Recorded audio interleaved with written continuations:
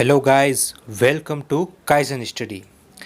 आज हम class 9th के चैप्टर फर्स्ट की प्रश्नावली 1.6 का सॉल्यूशन करेंगे। तो प्रश्नावली 1.6 का सॉल्यूशन चलो शुरू करते हैं। उससे पहले मैं आपको बता देता हूँ घातांक के नियम। घातांक के नियम इसलिए इम्पोर्टेंट हो जाते हैं क्योंकि ये प्रश्नावली इसी पर आधारित है। तो हम आज बात करेंगे घातांक के नियम की। ठीक है, इन इंग्लिश में लॉज ऑफ एक्सपोनेंट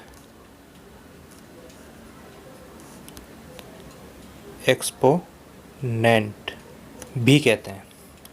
ठीक है, अब बात करते हैं क्या होता है घातांकों के नियमों में। देखिए, पहली बात करते हैं हम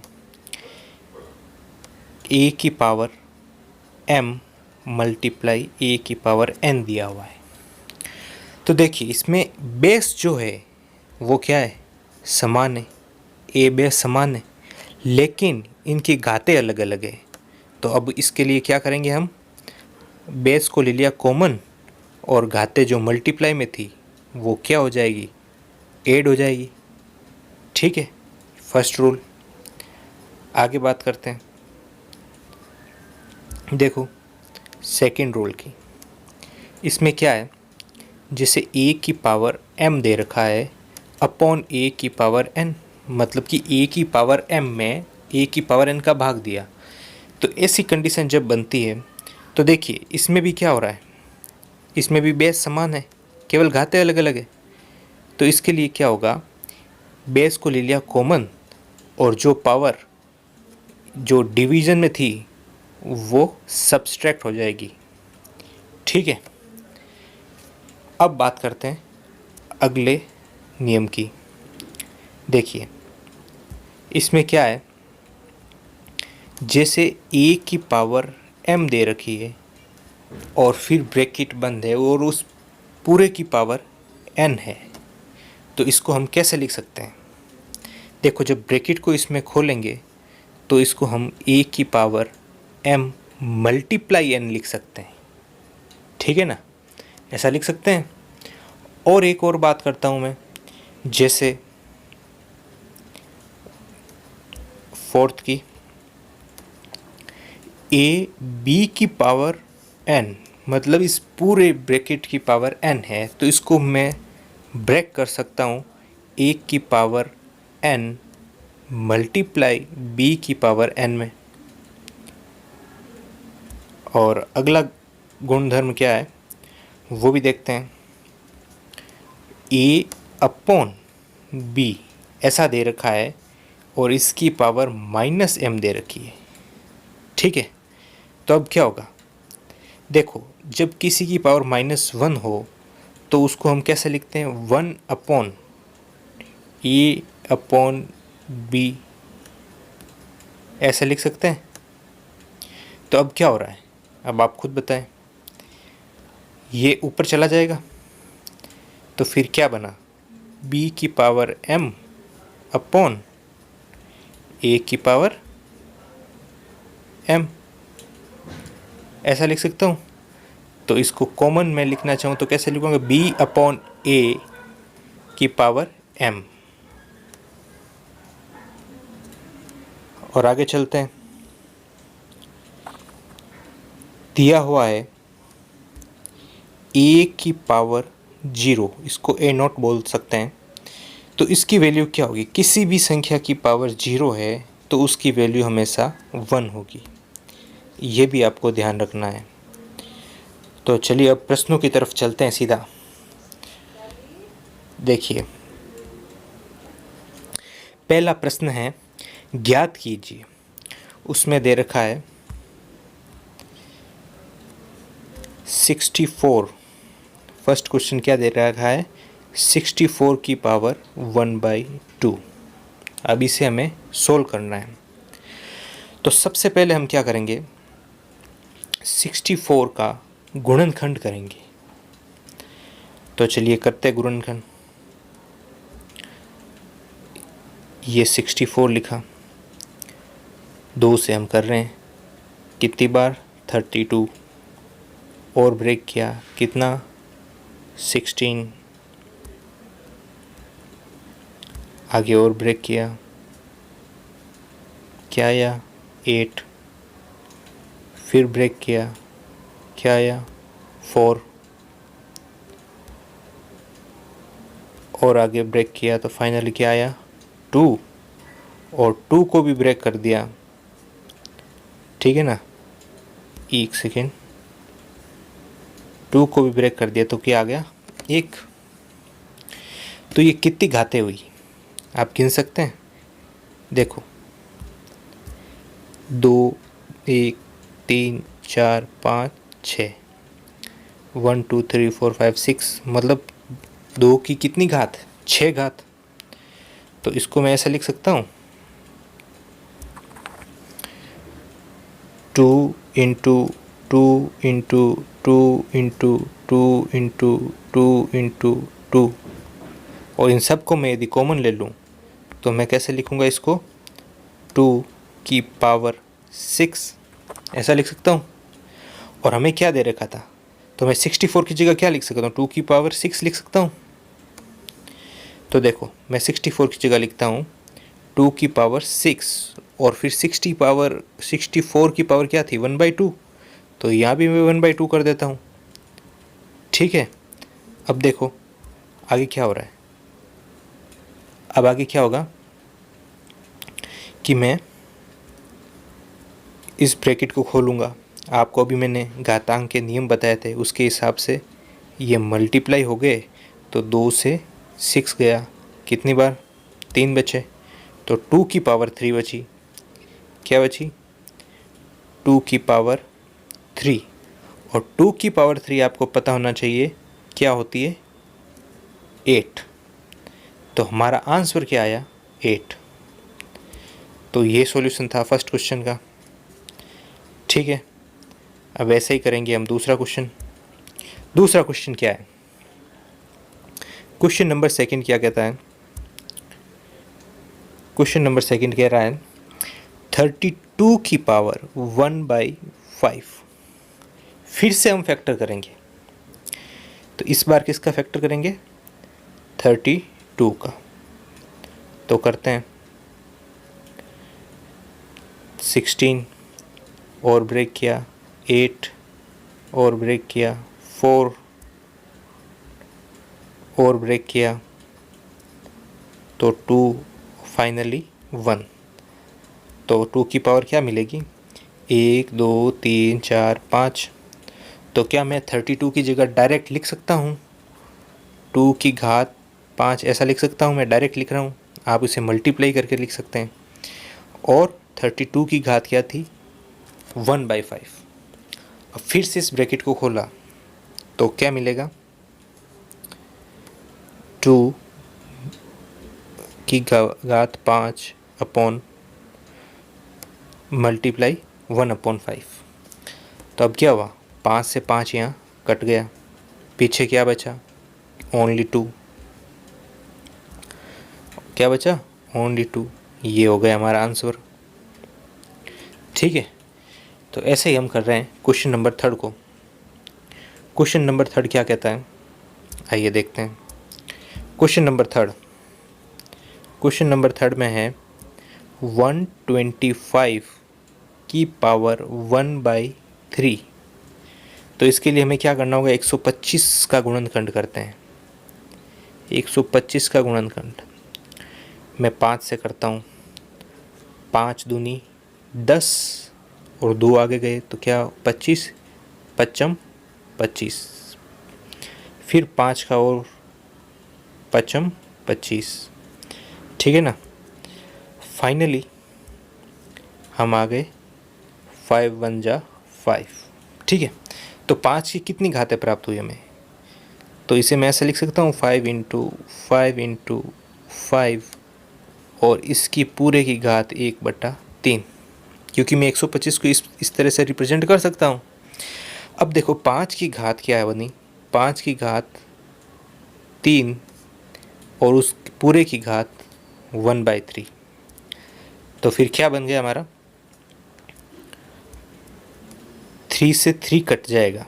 जब इस ब्रैकेट को हम खोलेंगे तो 3 से 3 कट जाएगा, तो हमारे पास फाइनली बचेगा 5, जो कि हमारा है आंसर। तो इस प्रकार क्वेश्चन नंबर फर्स्ट कंप्लीट हुआ। अब बात करते हैं क्वेश्चन नंबर सेकंड की। क्वेश्चन नंबर सेकंड भी कुछ इस तरह से ही है। क्वेश्चन नंबर सेकंड का फर्स्ट क्वेश्चन लेते हैं, जिसमें कहा गया है 9 की पावर 3/2, इसे सोल्व करना है। तो अब 9 को किस तरह से ब्रेक कर सकते हैं आप जानते हैं 3 तिया 9, 3 इंटू 3 लिख सकते हैं, और उसकी घात क्या हो गई ये। अब मैं इसको आगे और करूँ सोल्व, तो 3 तिया 9, तो मतलब 3 की घात 2 और फिर उस पूरे की घात 3/2। और अब मैं इसको क्या करता हूँ, ब्रेक कर देता हूँ, सॉरी। देखो अब क्या करता हूँ, ब्रैकेट को खोल देता हूँ। ब्रैकेट को खोला तो क्या हुआ, 3 की पावर 2 मल्टीप्लाई 3/2, 2 से 2 हो गया कैंसिल, पीछे क्या बचा 3 की पावर 3। और आप जानते होंगे 3 का क्यूब क्या होता है, 3 का क्यूब होता है 27। ये देखिए 3 इंटू 3 इंटू 3 क्या आएगा 27, और यही हमारा क्या है आंसर। ठीक है, इसका दूसरा पार्ट करते हैं। इसका दूसरा पार्ट है 32 की पावर 2/5। अब इसको किस प्रकार लिख सकते हैं, क्वेश्चन नंबर फर्स्ट के सेकंड क्वेश्चन में हमने 32 को ब्रेक किया था हमने, तो फिर 2 की घात कितनी मिली थी हमें, 2 की घात 5 मिली थी वहाँ पे, तो वो यहीं लिख सकते हैं। और 2 की घात 5 सीधा 2/5, ठीक है, इस प्रकार लिख सकते हैं। आगे इस ब्रैकेट को खोला तो क्या मिला, 2 की घात 5 इंटू 2/5। यहाँ क्या हुआ, 5 से 5 कैंसिल, पीछे क्या बचा 2 की घात 2 बचा। अब आप ही बताइए 2 दूनी कितना होते हैं 4, तो यही तो हमारा आंसर है। ये था हमारा question number second. Question number second का थर्ड पार्ट में क्या है, थर्ड पार्ट में कहा है 16 की पावर 3/4। ठीक है, तो आप 16 को किस तरह से तोड़ सकते हैं, वैसे पिछली बार हमने किया ही था, फिर भी एक बार करते हैं। 2/16, 2 चौक 8, 2 दूनी 4 और 2 एकम 2, तो कितनी घातें मिली, 2 की 1 2 3 4, तो 16 की जगह मैं लिख सकता हूँ 2 की घात 4 और इस पूरे का 3/4 इसकी घात पूरे ब्रैकेट की। अब इसे वापस मैं खोलता हूँ तो क्या होगा,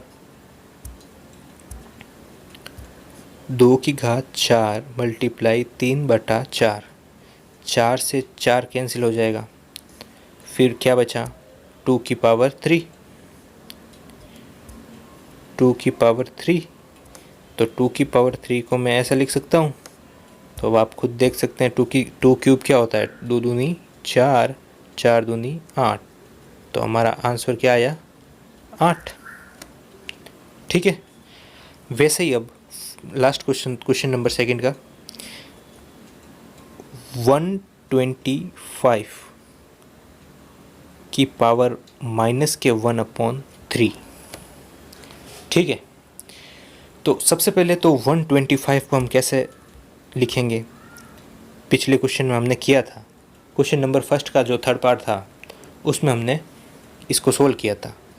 तो 125 को किस तरह से लिखा था, 5 की घात 3, तो वो भी यहाँ पे लिख दिया और ब्रैकेट लगा दिया, और इसका क्या है 1/3 इस तरह से। तो अब मैं आपको बताता हूँ ये घात के नियम आपने पढ़े वो कहाँ काम आ रहे हैं, अब यहाँ काम आएंगे। कैसे आ रहे हैं अब वो देखिए, यहाँ क्या हो रहा है 3 से 3 कट जाएगा, कैसे कटेगा ये देखो, 5 की पावर 3 इंटू -1/3, 3 से 3 कट गया, पीछे क्या बचा 5 की पावर -1। अब थोड़ा ध्यान से देखना, 5 की पावर -1 है, क्या इसको मैं ऐसा लिख सकता हूँ 1/5? क्यों? क्योंकि ये जो -1 है इसको मैं सिंप्लीफाई यदि कर दूँ आगे तो 1/5 लिख ही सकता हूँ। इसका उल्टा हो जाएगा, जस्ट इसका इन्वर्स हो गया। क्या हो गया? इन्वर्स। और आप जानते हैं कि किसी भी संख्या के नीचे 1 तो होता ही है, हर में दिखाई नहीं देता, लेकिन जहाँ ज़रूरत पड़ती है वहाँ दिख जाता है। तो उस प्रकार हमने इसका इन्वर्स किया तो आंसर आया 1/5। तो इस प्रकार क्वेश्चन नंबर 2 का 4th पार्ट भी हमने कंप्लीट कर लिया। अब बात करते हैं क्वेश्चन नंबर 3 की। क्वेश्चन नंबर 3 का 1st पार्ट क्या कह रहा है? 2 की पावर 2/3 और फिर मल्टीप्लाई 2 की पावर 1/5। ठीक है, अब इसका सॉल्यूशन करते हैं। अब इसमें आपको क्या दिख रहा है, कैसा पैटर्न बन रहा है? इसमें देखो, ये आधार जो बेस है वो समान है और घाते अलग अलग है। तो क्या करेंगे, आधार को ले लिया कॉमन, आधार को ले लिया कॉमन और घाते आपस में क्या हो जाएगी, जुड़ जाएगी। तो हम इनको जोड़ देते हैं। अब देखिए 3 और 5 का करेंगे एलसीएम। अब आप जानते हैं इसमें कोई कुछ कॉमन नहीं है, केवल 1 ही है एक इसका। तो क्या कर सकते हैं, सीधा हम मल्टीप्लाई करके ही कर सकते हैं। कैसे? 5 3 15, तो 15। अब देखो 3 पंजे 15 इंटू 2 प्लस 5 3 15 इंटू 1, ये क्या है, 2 की घात में। ठीक है, अब आगे इसको सोल्व करते हैं। देखो अब आगे क्या हो रहा है, 5 दूनी 10, 2 की पावर 10 प्लस 3 1 जा 3 अपॉन 15, ये क्या है, 2 की घात में। इसको और आगे लिखते हैं तो देखो 2 की घात में 13/15, ये इस प्रकार इसका सॉल्यूशन हुआ। ठीक है, तो क्वेश्चन नंबर 1 का भी सॉल्यूशन हो गया। 3rd के अब बात करते हैं क्वेश्चन नंबर 3rd के 2nd पार्ट की। क्वेश्चन नंबर 3rd का 2nd पार्ट क्या कह रहा है, देखिए 1/3 की पावर 3 और उसके पूरे की पावर 7। क्या मैं इसको ऐसे लिख सकता हूँ, आपने पढ़ी थी प्रॉपर्टी ए की पावर m अपॉन ए की पावर n, उसको हमने क्या किया, उस हिसाब से किया था। भाई ये पूरा ब्रैकेट की पावर ये है, तो मैं इसको ऐसे लिख सकता हूँ 1 की पावर 7 अपॉन 3 की पावर 3 और उसके होल की पावर 7। तो 1 की पावर 7 तो क्या होगी, 1 ही होगी। ठीक है, तो आगे क्या हो जाता है 1 अपॉन 3 की पावर 7, तो 7 या ये जो मल्टीप्लाई हो जाएंगे, इसको ब्रैकेट को खोलूँगा तो मैं, तो मल्टीप्लाई ही होगा। तो 3 की पावर कितनी होगी, 27। तो ये हो गया क्वेश्चन नंबर 7 या 21, 7 या 21। ठीक है, तो ये हो गया क्वेश्चन नंबर 3rd का 2nd पार्ट। आगे बात करते हैं क्वेश्चन नंबर 3rd के 3rd पार्ट की। तो देखिए क्वेश्चन नंबर 3rd का 3rd पार्ट क्या कहता है, 11 की पावर 1/2 अपॉन 11 की पावर 1/4। ठीक है, ये इनकी घात में है। तो क्या मैं इसको ऐसे लिख सकता हूँ, ये कैसी सिचुएशन बनी है, a की पावर m अपॉन a की पावर n। तो उसको कैसा लिखा था, a को लिया कॉमन, क्योंकि यहाँ आधार भी कॉमन है 11। ठीक है, a को लिया था कॉमन और फिर क्या कर दिया था, m माइनस n कर दिया था। वैसा ही यहाँ करेंगे। तो यहाँ क्या किया, 11 को ले लिया कॉमन और फिर 1/2 माइनस 1/4। अब 2 और 4 का एलसीएम क्या आएगा, आप देख के ही बता सकते हैं सीधा कि इसका एलसीएम आएगा 4, क्योंकि इसमें अब क्या है, सबसे बड़ी 4 ही है और कॉमन और कुछ नहीं आ रहा है, इससे अलग कुछ नहीं है, 2 के में ही आ रहा है। 2 के पहाड़े में ही आ रहा है, इसका और ब्रेकडाउन क्या होगा, होगा नहीं। ऐसे समझ में नहीं आया तो मैं एक बार करके ही बता देता हूँ एलसीएम और तो क्या। देखिए ये ऐसी सिचुएशन है, ठीक है। तो 2 एकम 2, 2 दूनी 4, एक बार और जाएगा 1 और 1, तो हो गया ना 2 दूनी 4। वही मैं कह रहा था, यहाँ पे हो गए 4। अब 2 दूनी 4, 2 दूनी 4, तो मतलब यहाँ कितना आएगा 2 माइनस 4, 4 1 जा 1, 4 एकम 4, यहाँ आ गया 1। तो अब क्या बचा, 11 की पावर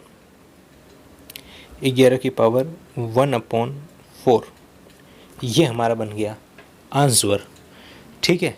और अब इस प्रश्नावली का लास्ट सवाल करते हैं। क्या कह रखा है कि 7 की पावर 1/2 मल्टीप्लाई 8 की पावर 1/2, यह सिचुएशन कैसी है। अब देखिए यहाँ क्या हो रहा है, m और n ये अलग अलग है, ठीक है। तो ये तो सेम है और इनका बेस जो है वो अलग अलग है। तो ये किस प्रकार का बन गया, आप समझ गए। तो अब क्या करना है यहाँ पे, देखिए करते हैं। 7 और 8 को हमने कर दिया मल्टीप्लाई, और ये घात कॉमन आ गई, तो 7 8 56, 7 8 जा क्या आता है 56, तो मैं लिख दूँ 56 की पावर 1/2, ये हो गया इसका आंसर। इस प्रकार हमने प्रश्नावली 1.6 का भी सॉल्यूशन कर लिया, और इसी के साथ हमारा चैप्टर फर्स्ट नंबर सिस्टम मतलब कि संख्या पद्धति समाप्त हो गया।